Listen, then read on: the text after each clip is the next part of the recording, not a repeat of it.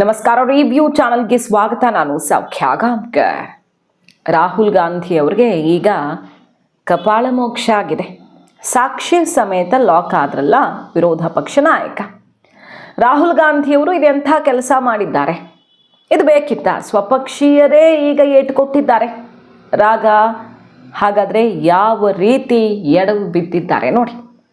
Details ಇಡ್ತಾ ಹೋಗ್ತೀವಿ. Big expose, Rahul ಗಾಂಧಿಯವರ ಬಿಗ್ ಎಕ್ಸ್ಪೋಸ್ ಇದು.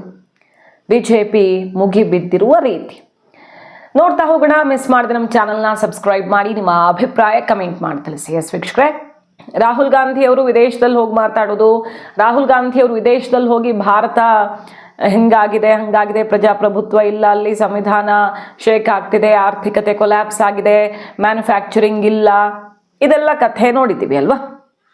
ರಾಹುಲ್ ಗಾಂಧಿಯವರು ಯಾರ ಜೊತೆ ಮೀಟ್ ಆಗ್ತಾರೆ ಅಂತಲೇ ಬಿಜೆಪಿ ಫೋಟೋ ಬಿಟ್ಟು ವಿಡಿಯೋ ಬಿಟ್ಟು ಆಗಾಗ ವಾಗ್ದಾಳಿ ನಡೆಸ್ತಾ ಇರುತ್ತೆ. ಕಾನೂನು ಹೋರಾಟ ಕೂಡ ನಡೀತಿದೆ ಹೈಕೋರ್ಟಲ್ಲಿ. ಇವರು ವಿದೇಶಕ್ಕೆ ಮಾಹಿತಿ ಲೀಕ್ ಮಾಡಿದ್ದಾರೆ ಅಂತ. ಅದು ಒಂದು ಕಡೆ.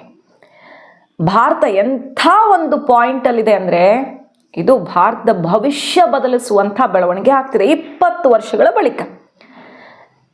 EU ಮತ್ತು ಯುರೋಪಿಯನ್ ಯೂನಿಯನ್ ಮತ್ತು ಭಾರತದ ನಡುವೆ ಮದರ್ ಆಫ್ ಆಲ್ ಡೀಲ್ಸ್ ಅಂತ ಕರೆಯಲಾಗ್ತಿದೆ. 200 ಕೋಟಿ ಜನ ಇನ್ಕ್ಲೂಡ್ ಆಗುವಂಥ ಒಂದು ಮಾರ್ಕೆಟನ್ನು ಸೃಷ್ಟಿ ಮಾಡ್ತಿರುವ, ಇಡೀ ಜಗತ್ತಿನ 25% ಅಂದರೆ ಇಡೀ ಜಗತ್ತಿನ ಆರ್ಥಿಕತೆ, ಇಡೀ ಜಗತ್ತಿನ GDPಯಲ್ಲಿ ಕಾಲು ಭಾಗ ಕವರ್ ಮಾಡುವಂಥ ಒಂದು ಡೀಲು, ಜಗತ್ತಲ್ಲಿ ಕಂಡು ಕೇಳರಿಯದಂಥ ಡೀಲು ಮೋದಿ ಅವಧಿಯಲ್ಲಿ ಭಾರತದಲ್ಲಿ ಆಗ್ತಾ ಇದೆ.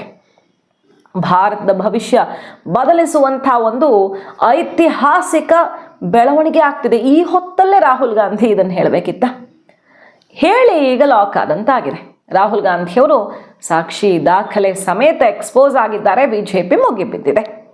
ಏನು, ರಾಹುಲ್ ಗಾಂಧಿಯವರು ಭಾರತವನ್ನು ಡೆಡ್ ಎಕಾನಮಿ ಅಂತ ಕರೀತಿದ್ದಾರೆ. ಟ್ಯಾರಿಫ್ ಹಾಕಿದ್ದಾರೆ ಟ್ರಂಪ್.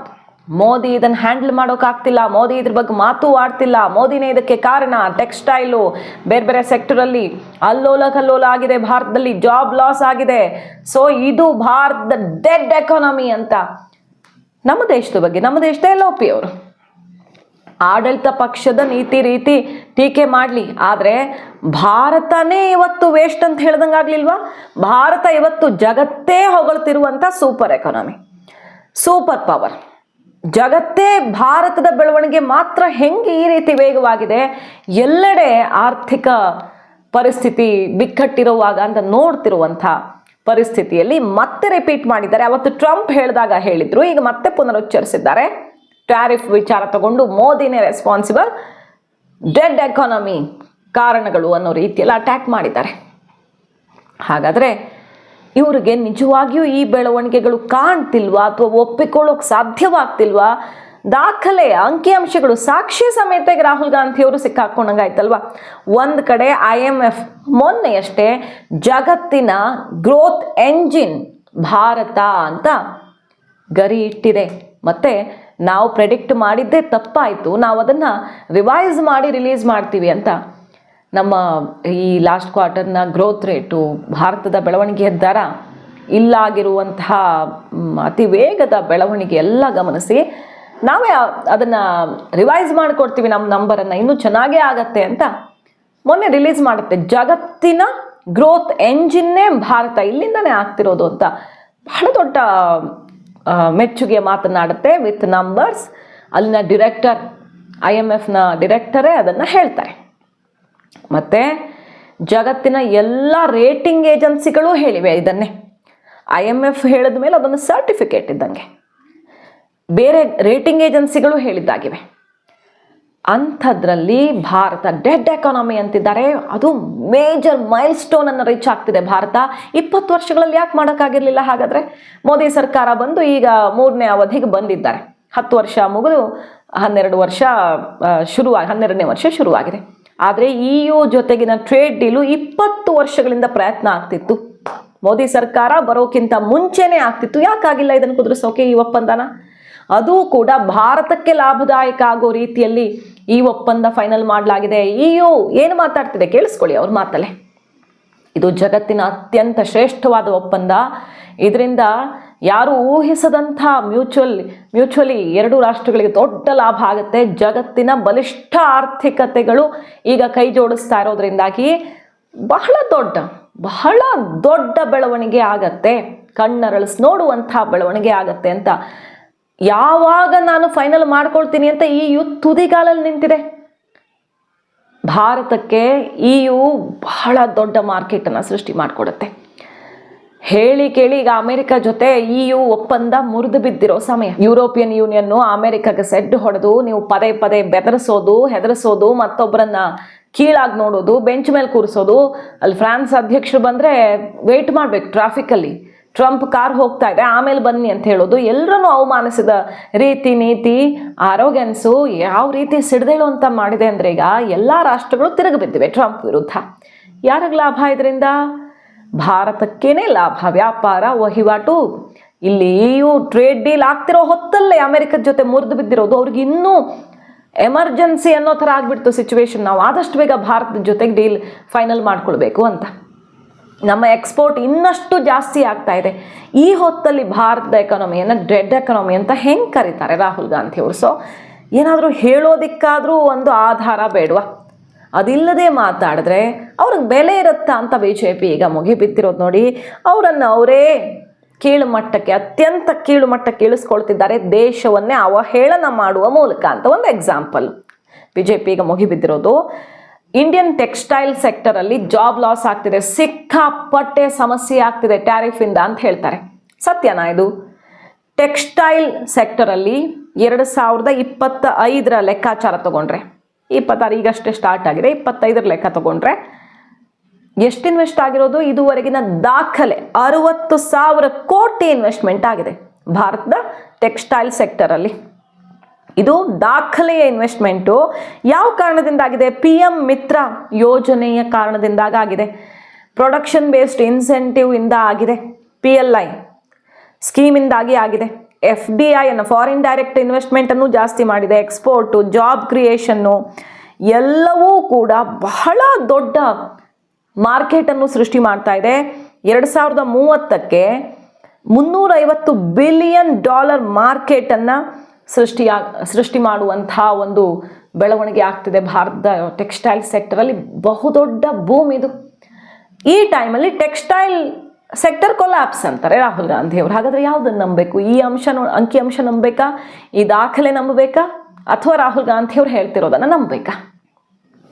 ಸೊ ಅಜೆಂಡಾ ಸೆಟ್ ಮಾಡೋದಕ್ಕೋಸ್ಕರ, ಭಾರತದಲ್ಲಿ ಯುವಜನತೆ ರೊಚ್ಚಿಗೇಳಬೇಕು ಅನ್ನೋದಕ್ಕೋಸ್ಕರ, ದಂಗೆ ಏಳಲಿ ಜನ್ಸಿ ಮತ್ತು ಯುವಕರು ಅನ್ನೋದಕ್ಕೋಸ್ಕರವೇ ರಾಹುಲ್ ಗಾಂಧಿ ಅವರು ಈ ರೀತಿ ಸುಳ್ಳು ಹೇಳ್ತಾರೆ ಅಂತ BJP ಹೇಳೋದಕ್ಕೂ ಇಲ್ಲ ಆಗ್ತಿರೋದಕ್ಕೂ ಏನು ಹೇಳಬೇಕು? ಭಾರತ ಎಂಥ ಒಂದು ಹಂತದಲ್ಲಿದೆ ಅಂದರೆ, ಭಾರತದ ಈ ಬೆಳವಣಿಗೆ ನೋಡಿ ಎಲ್ಲರೂ ಹೊಟ್ಟೆಗೆಚ್ಚು ಪಟ್ಕೊಳ್ತಿದ್ದಾರೆ.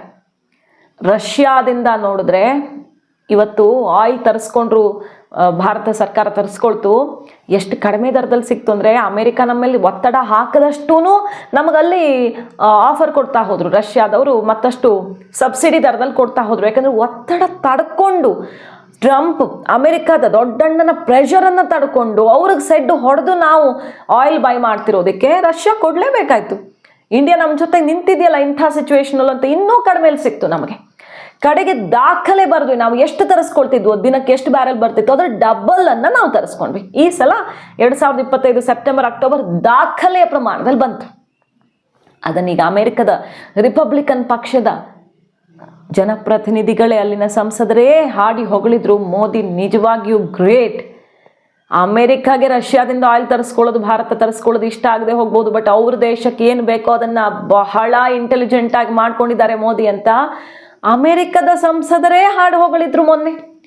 ಅಮೆರಿಕಾನೇ ಮೋದಿ ಟ್ರಂಪ್ ಹ್ಯಾಂಡಲ್ ಮಾಡಿದ ರೀತಿಯನ್ನು, ಟ್ರಂಪ್ ಒಬ್ಬ ಹುಚ್ಚ ಅಂತ ಅವರು ಹೇಳ್ತಿದ್ದಾರೆ, ಡೈರೆಕ್ಟಾಗಿ ಹೇಳ್ತಿದ್ದಾರೆ. ಇವರು ತಲೆ ಸರಿ ಇದೆಯಾ ಅಂತ ಡೈರೆಕ್ಟಾಗಿ ಹೇಳ್ತಿದ್ದಾರೆ. ಟ್ರಂಪ್ ಅವಸಾನ ಹತ್ತಿರದಲ್ಲೇ ಇದೆ ಅನ್ನೋದಕ್ಕೆ ಏನು ತುಂಬ ವಿಶ್ಲೇಷಣೆಗಳು ಬೇಕಾಗಿಲ್ಲ. ಜಗತ್ತಿನ ಎಲ್ಲ ರಾಷ್ಟ್ರಗಳು ಮುಗಿಬಿತ್ತಿರೋದು.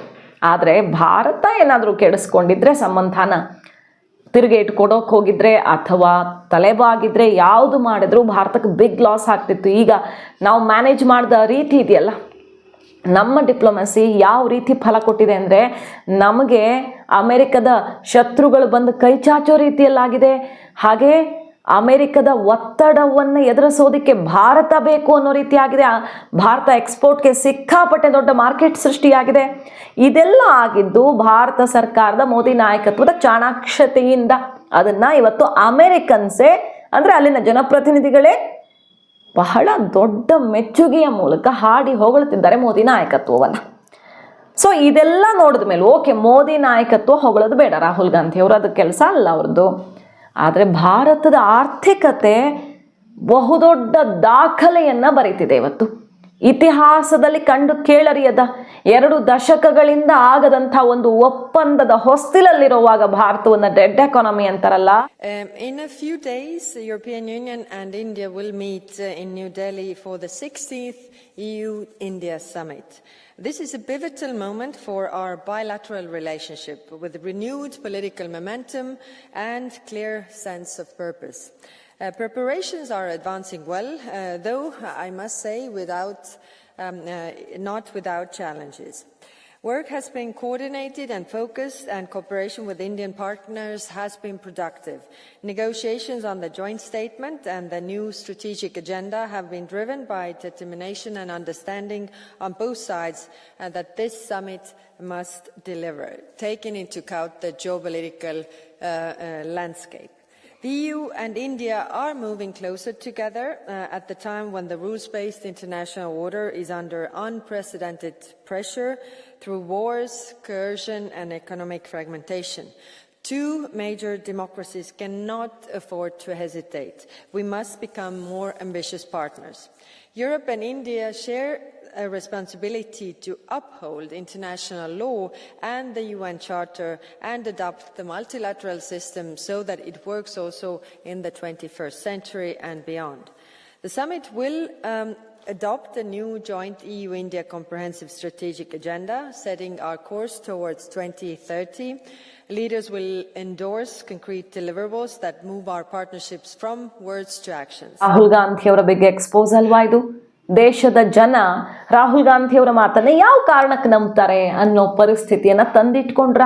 ಕಡೆಗೆ ಅವರದ್ದೇ ಪಕ್ಷದ DK ಶಿವಕುಮಾರ್ ಹೇಳ್ತಾರೆ, ಭಾರತ ಇಂಡಿಯಾ ರೈಸಿಂಗ್ ಮುಂದಕ್ಕೆ ಹೋಗ್ತಿದೆ, ಮುನ್ನುಗ್ತಾ ಇದೆ, ಬೆಳಗ್ತಾ ಇದೆ ಅಂತ. ಈಗ ಕಾಂಗ್ರೆಸ್ಸಿಗರೆ ಒಪ್ಪಿಕೊಳ್ಳುವಂತಹ ಅನಿವಾರ್ಯತೆ ಇದೆ, ಯಾಕಂದ್ರೆ ಅವ್ರದ್ಗೂ ದೇಶ ಅದು. ಯಾರು ವಾಸ್ತವವನ್ನು ಮುಚ್ಚಿಟ್ಟು ಮಾತಾಡೋಕ್ಕಾಗಲ್ಲ. ಅವರೇ ಓಪನ್ ಆಗಿ ಹೇಳ್ತಿದ್ದಾರೆ, ಇದು ಕಪಾಳ ಮೋಕ್ಷದಂತಾಗಿದೆ ಕೈಗೆ. ಮಾಹಿತಿ ಇಷ್ಟ ಆಗಿದ್ರೆ ಮಿಸ್ ಮಾಡದೆ ನಮ್ಮ ಚಾನಲ್ನ ಸಬ್ಸ್ಕ್ರೈಬ್ ಮಾಡಿ, ನಿಮ್ಮ ಅಭಿಪ್ರಾಯ ಕಮೆಂಟ್ ಮಾಡಿ ತಿಳಿಸಿ. Thank you.